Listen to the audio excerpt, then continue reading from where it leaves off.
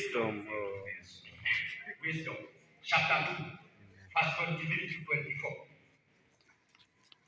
Ndio kaelewa. Shetani anaweza leta vituko katika maisha yako. Anaweza sababisha vita kwako, kwenye ndoa yako, kwenye familia, kanisani, kwenye jumuiya, vita katika nchi. Anafanya vituko. Zicheze na shetani. Anaweza kuletea jambo maskini, kusoki mbele katika maisha yako. Shetani, vituko vya shetani. Na hivyo ndio Baba alikuwa anaongea. Ametuelezea hapa. Usipotambua shetani. Haya, hebu soma hiyo tusikie. Mwalimu, naomba nianze 21. Nataka kuanza 20. Nianze 20. Anza 21. Hekima ya Solomoni sura ya 2 mstari wa 21 hadi 24. Ndivyo wafikiriavyo waovu, lakini wanajidanganya wenyewe. Uovu wao umewapofusha. Hawajui mipango ya siri ya Mungu. Hawajawahi kutumaini kupata thawabu ya kuishi mema, wala kulitambua tuzo la watu waishio bila hatia. Mungu aliumba watu waishi maisha ya milele. Angalia mpango wa Mungu. Mungu ameumba mwanadamu aishi kwa amani na furaha. Na hiyo ndio unasikia ya kuwa ufalme wa Yesu ni ufalme wa amani, si ufalme wa vita. Ndipo Yesu ndio unaona amesema amekuja ili tuwe na uzima. Maana ya uzima ni ustawi, ni maendeleo, ni uponyaji. Yesu akaja kutuponya. Sababu mpaka unapoelewa mpango wa Mungu katika maisha ya mwanadamu, Mungu anapanga mimi niishi maisha gani? Niishi maisha gani? So, haya maisha tunapokosa kuyaishi yale maisha, sababu shetani naye anapoingilia kuharibu yale maisha, ndio unaona sasa na sisi tunabaki tukiumia, tukilia kila wakati badala ya kufurahi. Wao wanasema tufurahi kwa ajili ya Bwana. Badala ya kufurahi kulia, tunalia kila wakati. Hivyo anamalizia namna gani? Aliwafanya kwa mfano wa hali yake mwenyewe, lakini kwa wivu wa shetani, kifo kiliingia duniani. Neno la Mungu.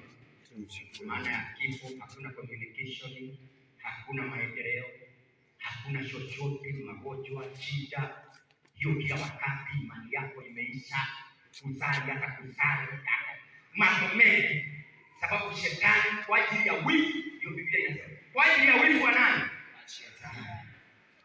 Na hapa ndio tunasema hata kama shetani ameharibu maisha yako, amesababisha shida katika maisha yako, ndio Yesu hapa yuko hapa kwa ajili ya semina hii. Tumulilie hapa, kile kinahitajika ni vita vya misala za vita vya kiroho. Haleluya. Haleluya. Hapa sikupatia shetani kumpembeleza. Najua Wakatoliki tunapenda kumpembeleza shetani. Sasa shetani endelea kutulia tu. Tunampatia blanketi. Endelea kututesa. Tunaona mateso ni kawaida, ni pati ya maisha yetu.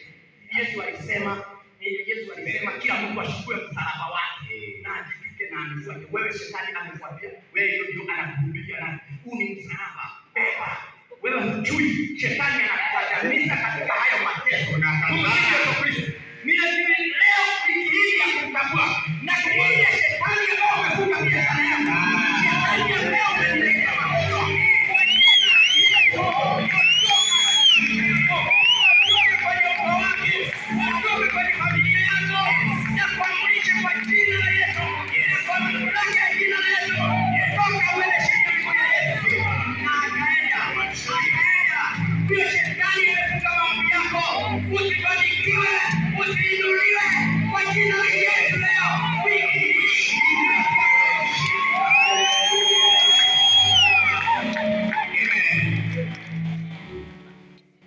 Ni lazima tushinde.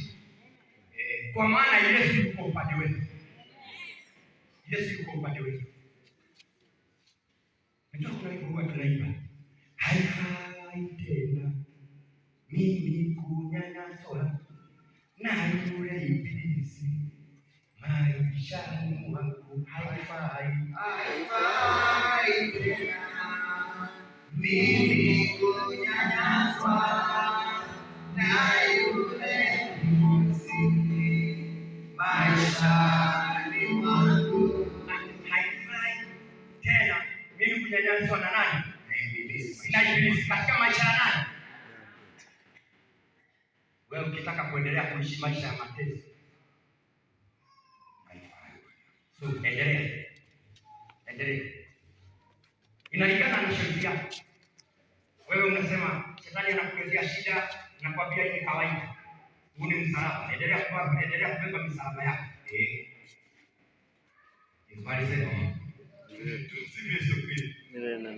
Shetani, wivu wa shetani analeta kifo katika maisha. Mambo hayaendi.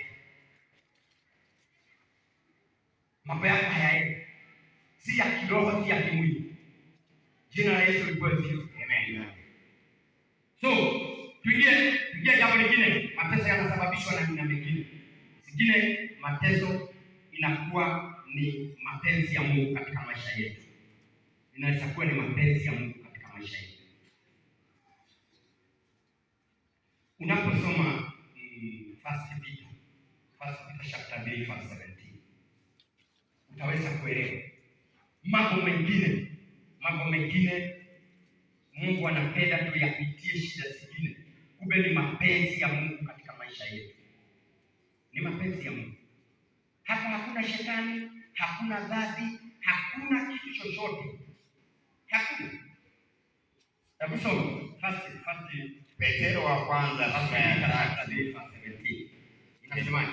Petero wa kwanza sura ya 3 mstari wa 17. Inasemaje? Maana ni afadhali kuteseka kwa sababu ya kutenda mema, Kwa ajili ya kutenda mema. Kumbe kama Mungu akipenda, kuliko kuteseka kwa sababu ya kutenda uovu. Kwa maana neno la Mungu Kristo mwenyewe alikufa kwa ajili ya dhambi zetu. Alikufa mara moja tu na ikatosha, mwema kwa ajili ya uovu. Neno la Mungu. Tumshukuru Mungu. Hii yangu kuna vile inasema. Anaweza penda mimi niteseke. Kwa mfano kama vile Mungu alipenda mtu ambaye anaitwa Job ateseke. Utaweza kunielewa vizuri sana mapenzi ya Mungu. Utaweza kunielewa vizuri sana. Hebu soma katika John chapter 11 verse 1 to 4. Injili ya Yohana verse 11. Huu ni mambo ya rasaba. Soma chapter 1 chapter 11 verse 1 to 4. Nasoma Yohana 11 mstari wa kwanza hadi wa 4. Inasemaje? Mtu mmoja aitwaye Lazaro, Yohana, Injili ya Yohana. Bwana, rafiki yako ni mgonjwa. Lazaro alikuwa mgonjwa. Kwa hivyo wao ilikuwa ni familia walikuwa marafiki wa Yesu. Kwa hivyo wakajua huyu Yesu yao ni mgonjwa, hivyo ndio wanatuma habari ati huyu ndugu yako rafiki. So rafiki yako ni mgonjwa. Alafu Yesu akaletewa habari. Yesu aliposikia hivyo akasema, ugonjwa huo hautaleta kifo. Ugonjwa huu Yesu alitambua. Ugonjwa huu, amesikia habari ya Lazaro ni mgonjwa. Akasemaje? Kaambia wanafunzi wake, ugonjwa huu hautaleta mauti, utaleta nini? Ila ni kwa ajili ya kumtukuza Mungu. Ni kwa ajili ya kumtukuza Mungu. Ameugua hivi kwa njia hiyo mwana wa Mungu atukuzwe. Mwana wa Mungu afanye nini? Atukuzwe.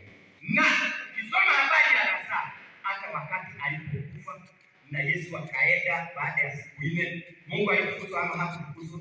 Alitukuzwa. Mambo mengine tunapitia. Usipoelewa ni mapenzi ya Mungu katika maisha yako, na uombe Mungu akupatie neema, ili ikifika wakati yeye mwenyewe anataka kudhihirisha utukufu wake katika maisha yako, aonyeshe watu ukuu wake katika maisha yako, uombe Mungu akupatie neema. Na wiki hii hata kama ni mapenzi ya Mungu, Mungu anakuapia hivi, atadhihirisha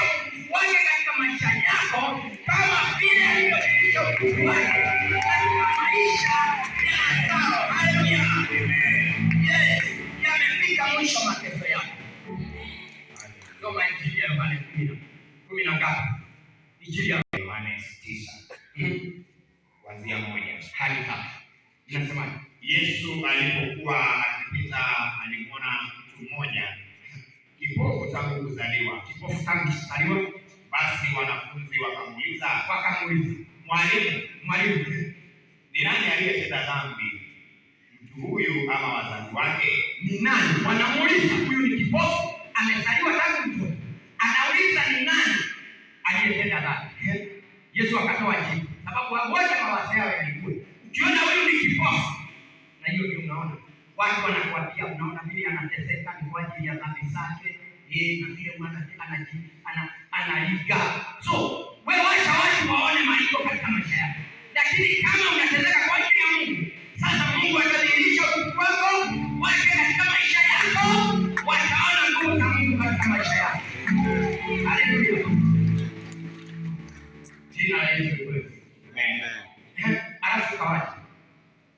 Yesu akasemaje? Yesu akajibu, jambo hili halikutukia kwa sababu ya dhambi zake yeye, wala dhambi za wazazi wake, ila alizaliwa kipofu ili nguvu ya Mungu ifanye nini? Ionekane ikifanya kazi ndani yake. Nguvu ya Mungu ifanye nini? Kazi ndani yake. Na katika wiki hii nguvu ya Mungu itaonekana katika maisha yako. Katika habari ya huyo kipofu, Yesu alitema maji chini, akatengeneza tope, akampaka macho, akafunguka macho. Haleluya. Huyo ndiye Yesu ambaye tunamuomba aweze kutufungua na kutuponya na kuturegeshea kile shetani ameiba katika maisha yetu. Jina la Yesu litukuzwe. Amen. Katika kuingia katika maombi, kwa maana nafikiria imetosha hii. Unapotambulisha muhimu ndio utambulisha chanzo cha shida yako. Ndio ndio unaona tunaambiwa kurudi katika Zaburi hiyo ya 1:7. Ndio katika Zaburi ya 1:7. Naona katika hiyo Zaburi 7 mstari wa 5 na 6. Nasoma, waliona njaa na kiu, wakavunjika moyo kabisa. Ninajua umeshoka. Kuna watu wameshoka katika maisha. Wamefika mwisho. Nilikuwa na dada mwingine nimekutana naye pale parokia yake. Ako na watoto wawili. Amekuja ananiambia, mwalimu, mimi nimechoka. Mada ya roho amenirudishia makobora huko. Na ukiangalia sababu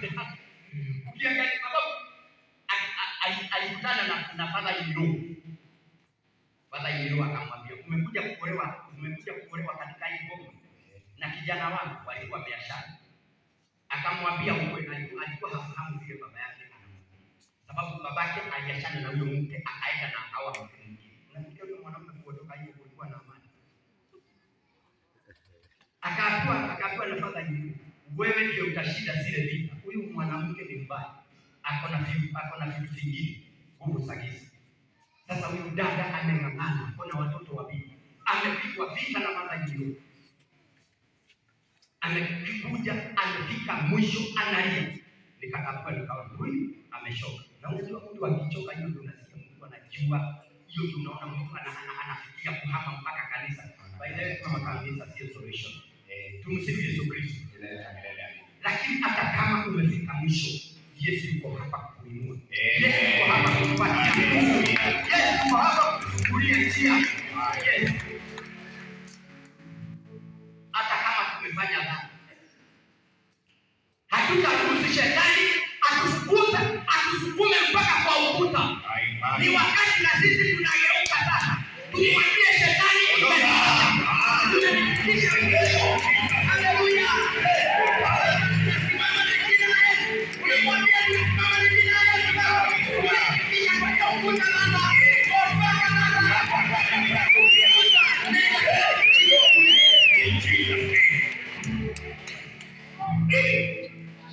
Atatutesa tunakataa kuteswa. Hatutaomboleza tena. Wakati wangu wa kuomboleza. Paulo anasema ni wakati wa kufurahi. Paulo anasema furahini katika Bwana.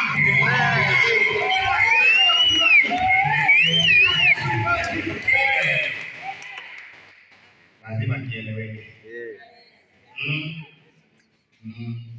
Takuwa chanzo cha shida yako. Ukitakuwa na ujue kumlilia Mungu, hakika leo lazima kieleweke katika maisha yako. Amen. Lazima. Amen. Amen. Hebu soma mstari wa 6 yasema, watano. Waliona njaa na kiu, wakavunjika moyo kabisa. Wakavunjika moyo kabisa. Ndipo katika taabu yao wakamulilia Mwenyezi Mungu, naye akawaokoa katika mateso yao. Haleluya. Jina la Yesu libarikiwe. Amen. Aliwaongoza katika njia moja. Soma verse 12 na 13. Mstari wa 12 mpaka 14. Walikuwa hoi kwa kazi ngumu, wakaanguka chini pasiwe na wa kuwasaidia.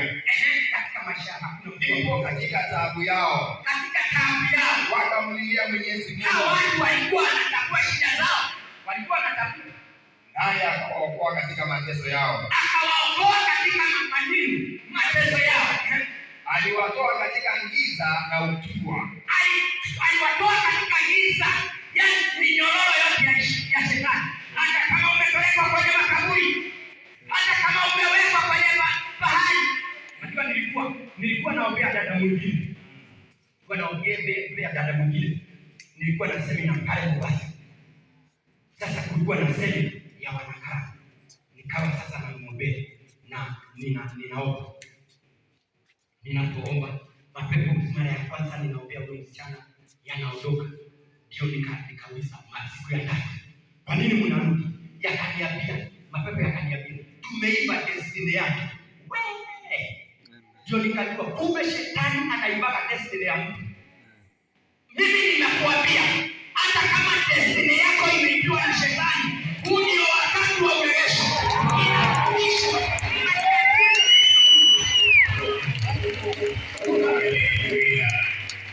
Nikamwambia destiny yake ikarudi. Akaniambia sasa, sababu nilikuwa na wauliza, sababu kwa nini mnamtesa huyu msichana?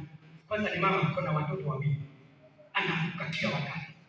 Wakaniambia, mapepo yananiambia, ni sababu babu yake alikuwa chifu, alifanya kuna sadaka walitoa. Usicheze. Na hizo dhambi watu wanaenda kutolea shetani. Makafara. Ndio wanateseka. Kasema hata hiyo wadudu zao, nyota zao tumezifunga, tumeziiba. Mimi nikawaambia hata nyota za ndugu zake wa shetani ameiba, amezifungia. Hata kama nyota yako imefungiwa na shetani, wiki hii nyota yako inarudi.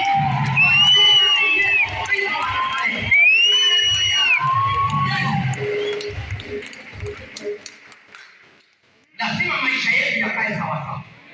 Lazima. Alafu kusoma hiyo. Wakafanya nini? Mstari wa 14. Mstari wa 14 inasema aliwatoa katika giza na ukiwa, na minyororo yao akaivunja. Huyu Yesu ndiye anayefunga hiyo minyororo. Jina la Yesu libarikiwe. Haleluya. Tunataka tuje katika maombi. Sasa tuendelee zaidi hapa. Dawa ni kumlilia Mungu. Wewe mwenyewe unajua shida zako. Kama ni kwa ajili ya nani? Mwahidi Yesu, mimi wiki hii ni lazima niingie katika sakramenti ya kimbilio. Uone unapomfanyia Yesu ahadi ya kweli. Uone kama unajua unateseka kwa ajili ya watu. Hii jina la Mungu litukuzwe kwa ajili yako. Simama kwa miguu yako.